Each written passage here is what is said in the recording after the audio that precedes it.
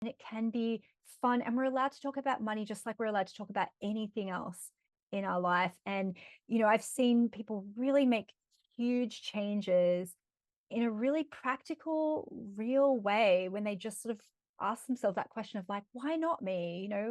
And just, you don't have to be All perfect. right, everyone. I am so excited to be here with Denise Duffield-Thomas. Now, for those of you who don't know, Denise is just an extraordinaire in the terms in the money mindset world, in the business world, in the online marketing world. She is like one of the OGs, and I followed her for years, read her book. My assistant actually last year, or the year before, was like, I think I'm going to do Money Bootcamp. And I was like, absolutely, I love it. I know they're going to be asking for a raise soon, so I'm waiting for that. But I, Oh, yes. I love it. And you have just been so incredible. There's even a little snippet of some of what we've done in our business in your book, which I won't say too much about. But we are just so excited to have you. I could gush for days, but I'll be quiet. Welcome to the show. Tell us a little bit about yourself, Denise, and what brings you here today. Well, thank you so much for having me, Zach. I appreciate it. And I have to say, too, because we were supposed to talk a couple of weeks ago, and it was on the day that Taylor Swift was announcing her album, right? It was. And I you know, know. it's so funny. My team was like, Denise, I actually had to reschedule because I wasn't feeling good. I was just completely fried. And my team was like, Denise is never going to believe that. I'm like, look, I did not believe it for a second, but I did not mind because I was like, things like passions are important to have in business. yes. And I batched my podcast interviews, and I had 5 that day anyway. And so I was like, oh, I actually needed this little break in between. And I was like, I hope Zach's enjoying his Taylor Swift experience, and I can't wait to ask him about it. We did. I ended up I literally I joke, I kid you not, I took a nap because I set a timer for 30 minutes. She had a countdown going and I was like, I really am fried. It just works out, but I took a nap, woke up, sprung to, and watched the podcast interview from bed. So I love that. So, okay, so about me. So, I'm Australian for those of you who can't hear from my voice, but I grew up on in a very small town in Australia. So, like a beach, very beachy kind of typical Australian, cheesy childhood in a way. But I was born to a very young single mum, and so I saw from a very young age um, just the lack of control and freedom that my mum had around money, especially it was the 80s and the 90s. And nowadays we can earn money from home, right? We can earn money from doing stuff online, which is great. But my mum didn't have the freedom to do that. And so from a really young age, I don't know if this is nature or nurture, but I was a very entrepreneurial kid because I kind of felt like if I want to make money, it's up to me to do it. And I would watch movies like I don't know, like 9 to 5 or She Devil or something like that. And I would see these women who had like power in their lives, right? And so I kind of thought, okay, I want to work in business in some way, not necessarily as an entrepreneur. I really felt like, oh, I want to be in an office. I want to work on a computer and I want to wear a suit with shoulder pads. That just felt like power to me. But it was more that I wanted to earn my own money. And so I didn't know what that was going to look like, but I just was searching um, for more. And I remember watching Oprah after school, and that was my kind of entree, I guess, into personal development world. So it was just kind of that kid anyway. And I spent my 20s really searching for what is my thing. And I wrote an ebook in 2002, and it was a very new kind of thing to write an ebook. I had to hire someone to be an ebook broker because you couldn't even PDF something yourself yes. at that time. You couldn't even email out a PDF because they were so ginormous. And it was a book called Internet Dating Tips for Men, because internet dating was really new and I was doing it myself. And I was like, wow, men really suck at this. I'm going to write a book about it. And I think that is my entrepreneurial philosophy, right? You see something and you go, that could be better, or I've got a system for that. How can I share it with people? And yeah, that's really how I kind of continued on. And then I found the world of life coaching. And when I started being a life coach, I realized how much I wanted to work with entrepreneurs because everyone who was in a job, I'd be like, just quit your job, just start your own business. And um, and then I realized with a lot of my entrepreneurial clients, I couldn't understand why they were resisting things that seemed so easy. It's like, just do a video, just do a blog post, just do a thing. And realizing how much mindset plays a piece in every single part of your business. And so I really felt the calling to specialize in mindset and in particular money mindset. And that's how I've started my Money Bootcamp in 2012. And we've had 10,000 students through that program. And I really focus pretty much on that because I know that is the missing puzzle piece for so many people, is dealing with their money mindset. Otherwise, things that should be really simple become really hard. So yeah, that's what I do through my books and my courses now. I love it. And one of the cool things, it's funny, I joke that we basically live with you. Well, I live with you because my husband and I got to see you speak at a conference 8 years ago. We were talking about before we hit record. And he says things from your presentation all the time. He yells at me because I am one, I will be like, the sky is falling, everything's falling apart. Like, we have no money, even though we totally do. And he'll be like, don't say that. Denise says, don't say that. And the other thing he loved to say is, well, Denise says there's always more money. Like, anytime we're like, I'm like, oh, Yes. that's kind of expensive. He goes, well, Denise says you can always make more money. I'm like, of course, wonderful. That's really not always the most helpful, but always incredibly helpful at the same time. So I love it. And one of the things that I really love about what you do is that I had kind of dabbled in like I guess you could say like law of attraction, the secret, that side of things. And a lot of it is very much like there's even this book that some people love, no judgment. Maybe you love it too. Dollars flow to me easily. And like the whole concept is like, oh, just by reading this book, you will attract money into your life. And one of the things I love so much about your body of work is that it is not that, but at the same time, it's not do everything until it works. Can you talk to us a little bit about like the practicality of your philosophy, manifestation, money mindset, where it all kind of converges on not just like, sitting with your legs crossed and, oming until the money shows up, so to speak. Yeah. Oh, absolutely. And you know what? Sometimes those things do work for a while. Like when I started learning about the law of attraction too, I was like, oh, this is kind of cool. And there was a period where a lot of random little things like that happened where I would win something out of the blue. But what I realized was um, it was all stuff that was kind of free and given to me or won, but it wasn't, I still didn't have any money.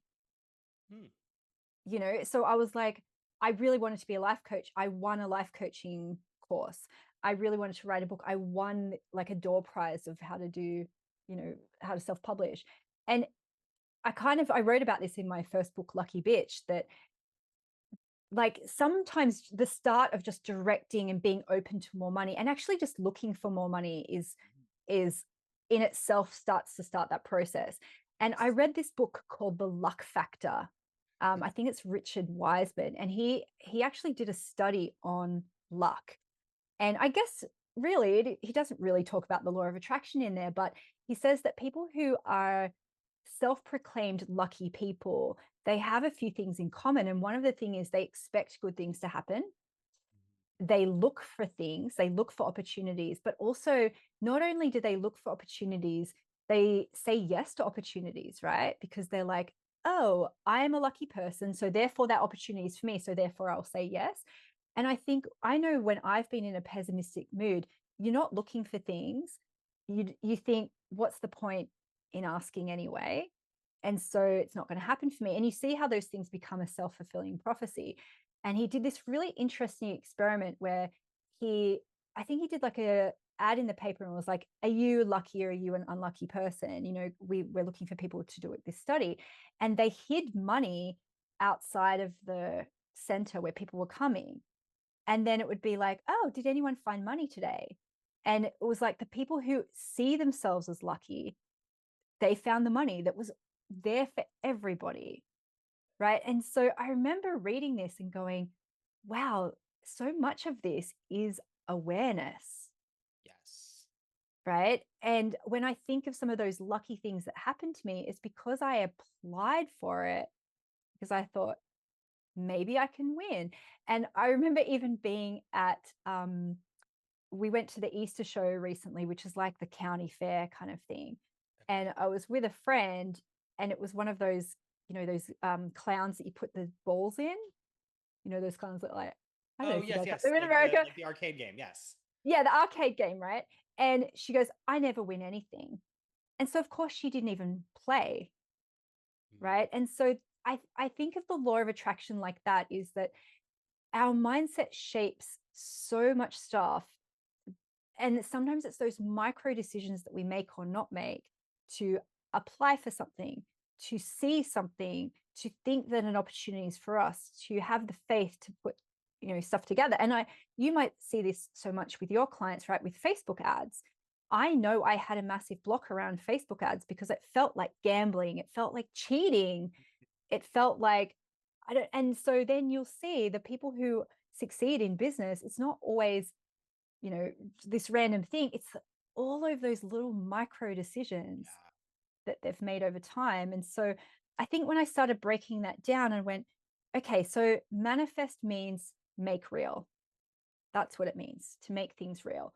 So how do I make things real? What things can I do practically, but also for my mindset to make me believe that I'm worthy, that I'm worthy of receiving, that I'm worthy of applying, that I'm worthy of putting myself forward for things. And so many of those micro decisions lead to positive outcomes just because you literally do the thing. Yeah. Yeah. I But I love have to that. say, I was just going to say, I have to say though, there is something that happens though that is unexplainable. I think sometimes when you put yourself in that situation, there's some things that will happen that you'll just go, wow. But you have to meet the universe halfway, right? I love that because I love that you mentioned luck because I Hmm. was fortunate enough to get tickets to see Taylor Swift, the Eras Tour, which was like, you could not get tickets, right? Hmm. And I had like half decided I wanted to go over 2 years ago. And my friend texted me the day before a concert and was like, they've texted me tickets, face value. Do you want to come in Detroit? I went, great, loved the show. It was awesome, but I totally felt like fell in the deep end, Swifty obsessed. So when she came out with a new album, it was like she added a leg to her tour. She added part to the set, and it was like you were not getting a ticket. Like you just weren't. Tickets were already sold out. And I told my husband, I said, I'm gonna manifest a ticket to this. Like, I mean, I'm going, right? Like, I watched the Grainy live stream and I kind of like visualized myself there on the first night that she performed it because we all thought she might perform the first night. And I was like, I just put it out there literally. But I think to your point, it was like, I actually posted on Facebook. I was like, I'm going, I'm getting a ticket. Who can help? Who can make that happen? And I mean, literally, people that I hadn't talked to in years would like DM me and be like, I have a friend who's got a cousin who might have a ticket for you. And what ultimately ended up happening was a good friend of mine was like, come speak at my event and I'll just give you one of my VIP tickets. We ended up having the VIP experience, which was totally Oh unexpected. my God. But to your point, it's not like I had claimed that, which put me in the lens of I would have never posted that on Facebook if I hadn't claimed it. I would have never started those conversations or followed, those things to the end or even imagined that that was possible if I hadn't said like I am someone who's going to see this leg of the concert. And it Right. does change that dynamic of the way you look at things. I think too, the fact that you talked about it is such a big key. And it's almost like this public accountability thing, but also it has all these other people manifesting for you, Yes. right? And other people are thinking, how can I make this happen? And then you're in their mind. And this is exactly what happened to me, which was what I talk about in my book, Lucky Bitch, is that I was on honeymoon, and I lived in London at the time, and London is very cold. And we went to honeymoon in Indonesia, and I stood outside under the stars and I said, universe, more of this, please. I want this. So I went home and I started saying to anyone who would listen, Mark and I are going traveling. We're going to go traveling. And I wrote down, like, we're going to go traveling for 6 months. Like, maybe someone will pay me to blog or something. I was just very open to possibilities. And because I spoke about it so much, a friend of mine saw this ad, and it said, couple wanted to test honeymoons around the world. Remember this. Yes. And she texted me and said, I found your perfect job. she would not have thought of me if I hadn't been saying to people, Mark and I want to go traveling, Mhm. because she just would have thought, who can even do, like, who wants to Yep. even do this? And that is one tiny example of where exactly what you said, someone will be like, oh, I'll think about it. But what I also did was, as soon as I found out about this competition, I blocked out the time. And I think this is really important for things that are time based. If you were saying, I'm going to be there, especially if it was only one date, I always say to people, block out your calendar, put it in your calendar. Because what happened in that, like after I applied for the competition, I got an invite to somebody's wedding. And I said, I'm sorry, I can't go to your wedding. I'm going to be traveling. Right. And it was such a long process. I won't go into it, but like 50,000 people applied for this job, right? Literally. And when we got to the final 10, there was like a whole series of months of different things. And I used so many manifesting tricks. But I had already given notice to my boss. I'd already started subletting my apartment. I had already said no to my friend's wedding. And I know that 9 other couples, they were all sitting there going, how am I going to tell my boss? I've got this thing. Who's going to look after my cats? Like all of this stuff. And I was, you don't know what little micro things were in my body language for the judges to see that. I am ready, I'm available. And there's other people sitting there going, this is actually going to cause chaos for me in my life, right? So if there's something you want to go to, and I've done this exact thing for like a conference I wanted to go to and things like that, I block it out in my calendar. And then I see what other commitments can I add in that are low risk but feel real. Mm. So, for example, a lot of times hotels and Airbnbs, you can book with a certain cancellation time and you don't even have to pay anything. So, like I've booked that. If you can, like book anything else around those things that just make it feel like, oh, this is happening no matter what. It's so interesting what starts to shift and change because you've made the commitment. I think what happens, the flip side is that people go, I'll do it when the money comes in. Mhm. But it's too late sometimes by Yeah. then. You've got too many doubts, there's too many logistics to work out. And also you actually don't have faith that it's going to happen, especially if it's something that's like low risk, like canceling a hotel room, right? It's like Yes. you don't really believe you're going to be there if you're not even going to do this thing that's free. Yeah, that's so good. Well, and that's, we're even talking about going to London, funny enough, a year from now. And we're going, hopefully, my brother in law doesn't listen to the podcast, but we're going because he wants to go for something for his birthday. But my husband and I have already, like, we've already cleared the dates. Like, we're like, we don't have hotel yet. We don't have plane tickets yet, only because you can't book a plane more than a year Mm, out, which they should fix as a yeah. side note. But we're like, we're going. And we've even had the conversation that's like, this is a decision we've made. We are going to London, even if, won't name names, so and so backs out, we're not, we're going to London. And I think it is that commitment that, like, we talk about it like, oh man, August next year is going to be so great. And I just love how practical that is. I would love to know, how do you find, like, for you personally, the balance between, like, I'm taking these big broad stroke risks and I'm practically calling things in, right? So to be Yeah. really specific, like, my husband wanted to build a house for years, 5 years, and 2 years ago I was finally like, okay, let's just buy land. Like, we'll just buy, like, once you have the land, what are you going to do? It's kind of like that unreversible decision.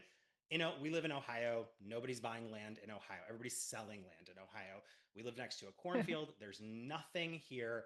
And I basically was like, well, if you can find a realtor and you can get land, we will figure it out. And I just know, like, for me, financially, we're at a place where it's like, whatever, we'll buy the land, we won't, whatever. For someone who might be in a decision like where, yeah, there is that cascade point of, like, once you buy the land, you got to build the house. What do you say to someone who's like, that tipping point is like, it's not outside the comfort zone, it's like, it's a whole bubble away? I'm really glad you asked this question because actually, real estate for me has been such a great manifesting tool. So I've bought and sold so many properties over the last couple of years, and I feel like so many of them have been manifesting tools for me. So I'll give you an example around this. So I think some people think it has to be an all or nothing thing.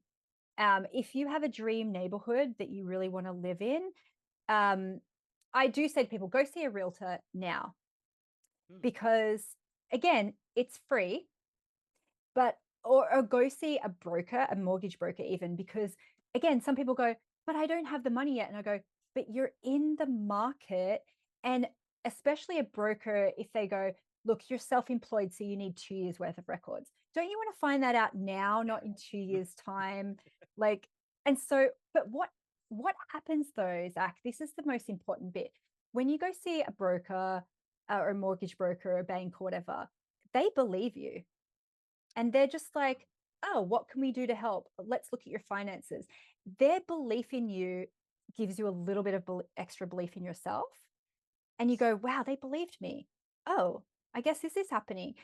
Same with go to open houses. And this is the thing that people resist so much. I've got a friend who wants this dream house, like, and she'll keep on sending me properties. I go, when are we going to go see it? And she goes, no, but I'm not ready. And I go, you're never going to be ready, because sometimes the dream house is the vortex that things will happen so quickly because you will do anything for that house. Mm. The other thing that happens though is that you have to, if you don't even think you're worthy of breathing the free air Mm. on a free viewing, why do you think that you're ready to receive that? And this is the tricky thing too, when you go to like an open house, um, again, the realtors do not care. For them, they know it's a numbers game. They know that someone will come in and they will move time and space to make it happen because it's their dream house. They also want to tell the owners of the house, we had X amount of people through. So never feel like, oh, I'm wasting a realtor's time. And I know this myself because I have gone and been a looky-loo, and then I've bought the freaking house. I've just made it happen, right? Yeah. So again, it's those little actions that cost you nothing, but are so symbolic, and they start the process. So my dream neighborhood, I used to walk around it and look out and go, one of these houses is my house. I don't know which one yet, but one of them is, because I wanted to start to feel the inevitability of it as like, this is happening. And I would tell people, and I would go to every open house, right? So I started to know all the realtors and all that kind of stuff. And they started to believe me. And I started to acclimatize to the neighborhood. And I think that is the most important thing, because in the process of doing those things, all your money blocks will come up and you'll start to go, I don't belong here. I'm not this isn't my area. Like, I'm not ready for this. You want to start working on that stuff now, right? Because you're thinking, oh, wait till the money comes in until I'm ready for it. That you do it the other way around. And those little bits of motivation, I would go home and I had a little candle that smelled like the ocean, and I would burn it and I would do my work. And you just don't know what little bit of extra courage it gives you to do the thing that you need to do to eventually get the money. And everyone's doing it the other way around. People are waiting for the motivation, they're waiting for the money, they're waiting for the permission. And it's like all of those little things, they're the things that get you ready, and it's just like, yeah. And most of the time that stuff's free. But again, you think, I'm not worthy of even stepping into that neighborhood. Well, oh, and the other thing I was going to say to you as well, the tipping point thing is one of my best real estate manifestations, or sorry, actions, was renting in a better area. Because Mm. sometimes people think, oh, it only counts if I buy. And I go, well, actually, no. Like, we rented this house that was much more abundant. And I feel like that gave me so much like energy, and it just felt really abundant. And it was a really great upgrade that helped me to that next upgrade. So, you can even just rent an Airbnb for a weekend in your dream neighborhood. I think also what it starts to give you is discernment, because we sometimes feel like, oh, that's the solution, or that's the whatever. Actually, I spent years manifesting my beach house, and it didn't take very long before I realized I didn't like living Always would have wondered, right? And so um I think too, it's practicing, it's giving yourself discernment. Oh, do I like this? Oh, I like this. And that's what's really fun when you start to go to open houses too. You start to go, oh, actually, this would be better. Or, oh, that's interesting. And not, you don't have that desperation because you don't have the desperation of the lack of it and you don't feel the scarcity of it. You start to realize, oh, I can choose. Oh, what would I choose if I could? And that's part of the manifestation of it too, right? Is that it just starts to feel like this is a normal thing for me to want this and to have this. And then again, you go, well, money just doesn't fall out of the sky. Haha.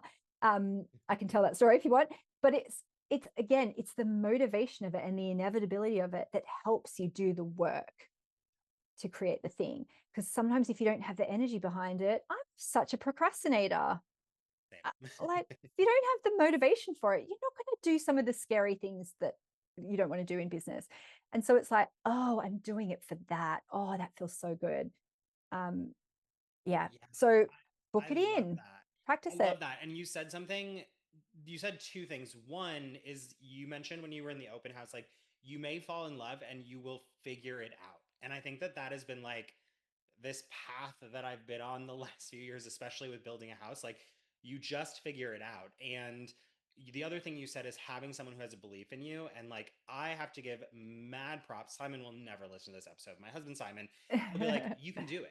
Like he's just so cut and dry about everything that we want to spend money on. He'll be like, well, you'll just make enough money to do that. And it's not from a place like, I know that as I'm saying it, it sounds terrible.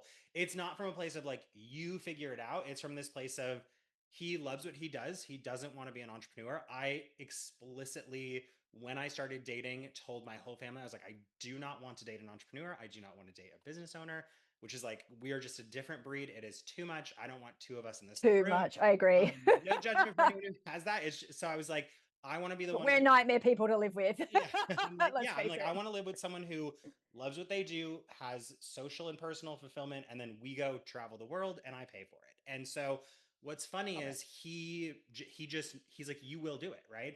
So when we finished our house, I was like, this is like the only time this has ever happened. But he was like, I don't know if we should XYZ. I don't even remember what it was. Paint the cabinets, do something extra. It was like an extra $10,000, and he was like, I don't know. I don't know if we should do it. And I was like, there's always more money. We will figure it out. And I think that what you are saying that I love so much, very long winded way to get there, is sometimes when you put yourself in a situation that you have to react to, even if that's a free situation, whether that's upgrading from coach to first class, like you may look around and go, I will figure this out. For us, it was flying first class the first time. The first time I flew first Mm. class, I was like, I will never sit in an economy seat again. Comfort Plus is like very much roughing it for me.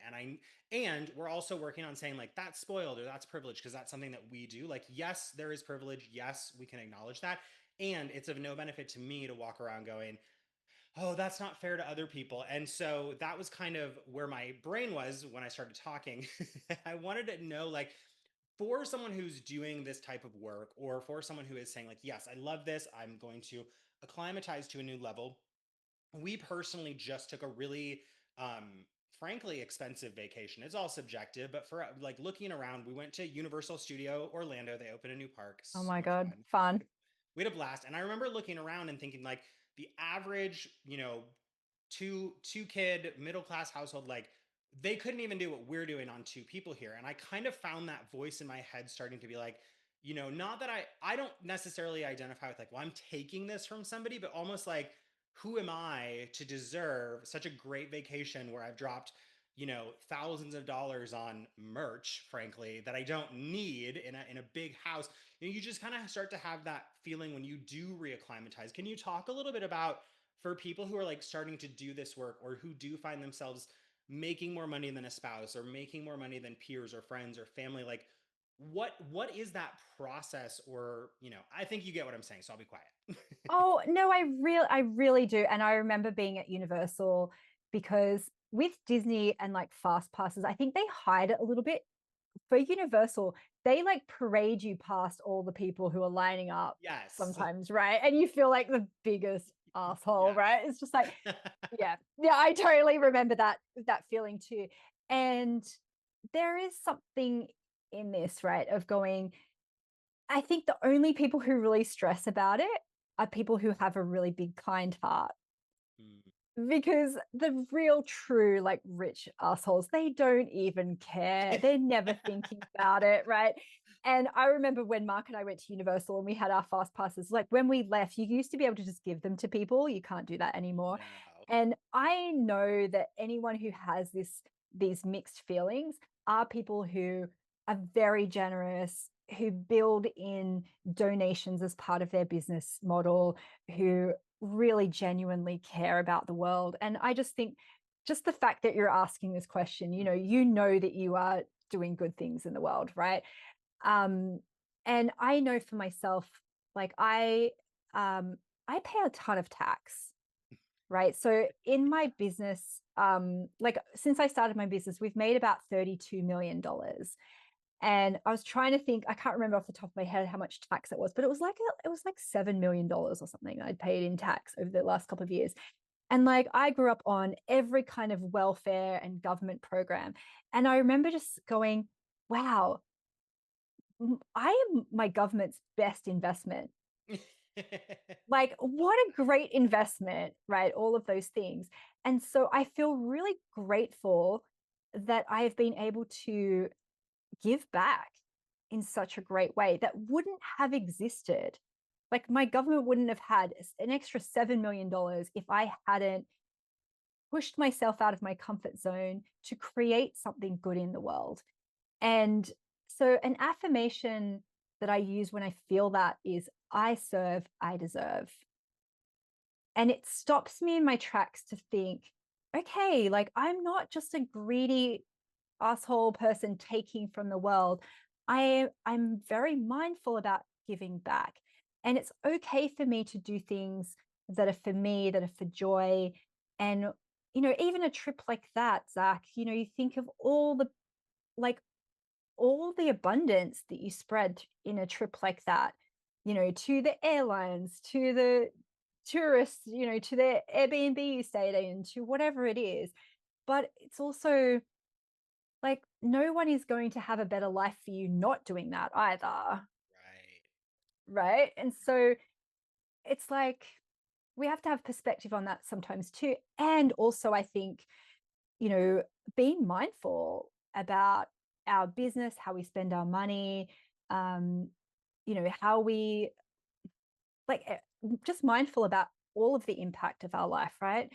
And we are, most people I know are thinking about that.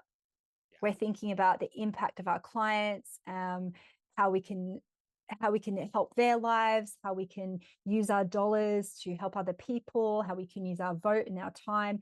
And I know the abundance that has been created from our generation of online entrepreneurs, from the people that we've helped, so our client impact, but also the impact of greater wealth, right? Yeah. That we're creating um, for our families. I'm sure you've helped family members, and I'm sure you've helped strangers with this abundance that you've been able to have. And if you've always been that kind of person, having more money just amplifies that effect. So yes, we can feel guilt, but it's really a wasted emotion, right? Like if you know that you're a good person. Oh, I can see your cat in the They're gonna background. invade. They've been invading the whole time. I've been Oh, sewing how cute. on the sly. Yeah. So it's like think about some of the good things that you've been able to do with your money. And it's also okay to spend money on joy, and not everything has to have a greater meaning. But um yeah, I've definitely felt that for things in the past of like now my children are really privileged, right? And so we're always mindful of that, of like, oh, okay, well, our kid can go to camp without even thinking. So like, can we donate the equivalent amount so someone else can go to camp? Mark's very involved in the PTA and things like that. And so I'm grateful that we have the bandwidth and the extra abundance to be able to create good things in the world. And I also love skipping the queue at, at Universal 100%. Studios. because I don't want to go for 3 days, right? I want to see it all in one day. And I'm like, I'm going to skip the queue. Similarly with like going first class and business class.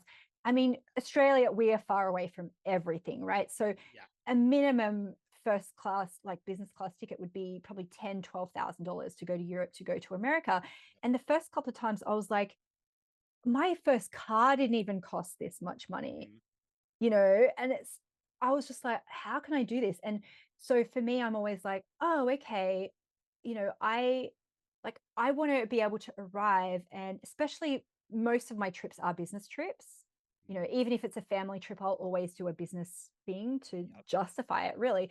And I'm like, I can't do that if I'm tired and stressed and have pain in my body and all that kind of stuff. And I'm only 5'4". If you're taller than me, you, it's so hard to be, especially if you're going on business, and you have to be on, and you have a Yes. minimum time to do a lot of things. It's really, really hard to do that. So I stopped feeling guilty about that. The only time I feel when my kids go as well, because my kids got used to business class so quickly, and I'm like, you guys, you haven't done the hard yards to deserve this.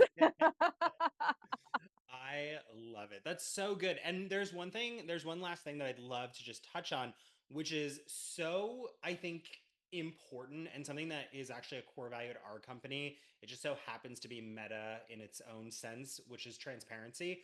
We love Mhm. to publish, like, within reason. We talk to, frankly, our legal and our accounting. We love to publish income reports or share launch results or profit margins, things like that. You said something that I thought was so cool. You're like, we've made $32 million and 7-ish million of that went to taxes. But what I think is so cool about it is no part of me sensed any part of you being like, oh, what are people going to think or what are people going to say? And you've really, what I admire so much is normalized the talk of money. I think sometimes I even overstep that maybe boundary with my family because, like, to be really blunt, we're buying we're buying a Sphinx cat. We have a hairless cat. We're getting another one because I'm obsessed with the breed. They're so playful. It's $2,400. And so the first one we got, I like very much tiptoed around it probably 2 years ago. I was like, oh, what's a Christmas present for Simon? You can't put a price tag on happiness. Can you And have a now, service cat for yeah, Simon? You need a exactly. service And cat. now I'm like, it was $2,400 cat. And so when people are like, oh, how did you do that? I'm like, I found a good breeder and I spent $2,400. Like, point blank, full stop. We found someone whose ethics we aligned with. We give back money to some animal charities because we know that it's not the best practice, but we do want this type of cat. They're impossible to get in a shelter. We've done our research, and they're also, as a side note, if you're listening to this thinking get a hairless cat, don't do it. It's a trap. It's a trick. They're a nightmare. We love them to pieces, and we're getting another one because it is a complete trap. But can you just touch on how you've stepped into that comfort and, frankly, how you've helped other people step into that comfort of, like, not only like it costs what it costs, but just being comfortable being like, I think sometimes, like, we went to Universal, we spent about $6,000. Like, I can just say that. Whereas so many people find being like, it's gauche to talk about it, or, oh, it was a lot. Don't like, I don't even want to talk about it. Or, like, we even downplay our own success when we talk about how much things cost. How do you step into that person who's like, it costs what it costs. I worked hard or ethically or however to make that money, or even if you didn't, that's your choice. But, like, stepping into that person who can own what they want to spend their money on. I think it is context too, right? Is that some of us like don't have a lot of entrepreneurs around us, and it can feel a little bit awkward. So it could start off with just sharing within like a mastermind group or with your business besties. If you've got a friend that you can talk to honestly about money, I think that's a really good starting point. I feel like I've just always been someone who's very curious, and also nothing's off limit to me. I don't know if that's my ADHD, but if someone asks me, I'll be like, yes, let me tell you everything, like too much. Yes. And I do sometimes feel like I forget that people listen to stuff, or people see things, because I'll hear my sister-in-law will be like, oh, I heard you say this. And I'm like, how do you listen? Why are you listening to it? Um, and it freaks me out. But I just think I'm just a naturally curious person. And I know that when other people have shared things honestly, it's really, really helped me. And I remember I released my tax returns one year, and it was literally because the president wasn't at the time. I He love still it. still hasn't. And I was just like, oh, I'm just gonna release mine, whatever. And also I did one year, I got my royalty statement from my publisher, and I remember thinking, could I get in trouble for sharing this? And I'm like, who cares? I just blocked out like my address, and I was like, does anyone want to see this? And I just thought, I don't know. I would spend it anyway, whether people would know it or not. So I'm like, I'll just share it, and maybe that will help some people. Yeah. I haven't done it in a couple of years. And I think I got to a point where I thought, oh, is this just unrelatable? Or it's Mhm. like, because there was definitely like a lot of economic stuff. And I think you do have to be mindful, The context. yeah, exactly, totally context. I also find that it really does inspire people to see things. Yes. And so it's not about sharing to go, oh, look what I have and you don't, you loser, you poor loser. It's like, I think it's the way you share it and the intention that you share it with is like, especially if it's like, I always dreamed about this and like, look at this, and with gratitude and appreciation and transparency about how you got there as well Mhm. can be, I think, can be really inspiring for people. But I know when I've stopped sharing it, and like some people will say, oh my god, I loved when you shared that, like it changed my life. And I know one of my friends, she shared a launch a couple of years ago, my friend Leonie Dawson, who you probably Yeah. know. This happened like, I want to say 10, 12 years ago, and she made $30,000 in a launch. And I remember dragging Mark over to my computer and being like, look at this. And like, she's just so normal, and like, she's, a hippie. And I was at a mastermind recently with her, and there was 12 of us in the room, and 6 of us said that was a massive turning point for us. And we told her, we said, the fact that you shared that changed our life. And you have no idea what impact that made, because we went, if she can do it, I can do it. And I just think, oh man, we could do that for someone else, Yeah. right? And it's not just the successes, sometimes it's the challenges as well, if we're at a good place where we can share that, or it's our mistakes. And that's why I love like launch transparency stuff too, right? Because like, this is what worked and this is what didn't work.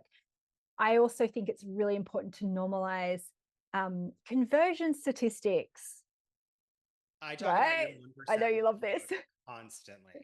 I quote you all the time. I'm like, Because if we 1% don't know, people. you're going to feel Yes. like you're doing something wrong.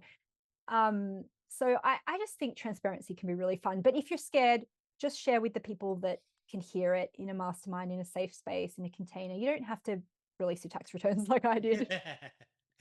I love it. That's so good. Well, this has been amazing. I beyond appreciate having you here. I am just so grateful for the work that you've done. I know that one of your income reports years and years ago was one of the first ones that we did. Sorry, my desk is shaking. My husband's home. And so the other invasive cat is jumping off my desk. But I am just so grateful that you came on today. Is there anywhere that people should go to learn more, listen more, books, audios, Instagrams? Where do you want us to go? I know your books are incredible. We both, I and Simon, have read the first one. I have read Chillpreneur. Incredible book. Tell us where to go. Yes, so I'm super easy to find online. Denise DT is my website, and Denise DT is my social handles too. So I love hanging out on Instagram. That's probably where I'm at the most. So that's a really, just come and follow me and just see if you like my style. Yes. I would say the book to read is Get Rich Lucky Bitch, which I Oh, know is a weird title, love but it. that one really starts to talk about the concept of money blocks. And a lot of people will contact me and say, oh, I didn't think I had blocks, but I see that there's some things I need to work on. So it's a really great way to introduce it, but also find some of those nuances that you don't even realize are holding you back. And you can get that anywhere that sells books. You can get it Kindle, audio, I read it, and paperback as well.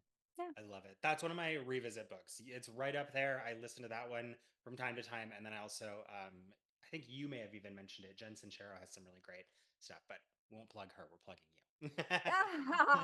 Yes, but I always like when my books are suggested with hers, because obviously she's incredibly successful. But I think just I don't want it to feel like it's a scary thing. And, with my stuff, I'm not going to make you feel bad about your money. Like I want you to come at it from a place of curiosity and lightness to make money and to create all these incredible things. And look at what you guys have done. Like, you've just imperfectly moved forward in your business, and you've created so much abundance for yourself and for other people.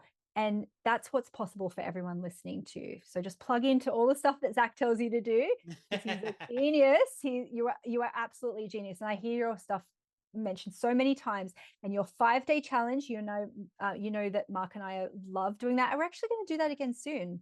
Yay, So I love it. yes, actually. And I'm like, so you are a genius, my friend. You really are such a smart person and such a caring, beautiful person. And you deserve all the success in the world. And thank you for having me on. I appreciate it Oh, so much. thank you so much. I received that, and I will take it. We will link everything up. Thank you so much for being here. I'm so grateful for you. And if you're listening on the audio, stick around. If you're on the YouTube, check it out below, and we'll get everything linked up for you. Thanks so much, Denise.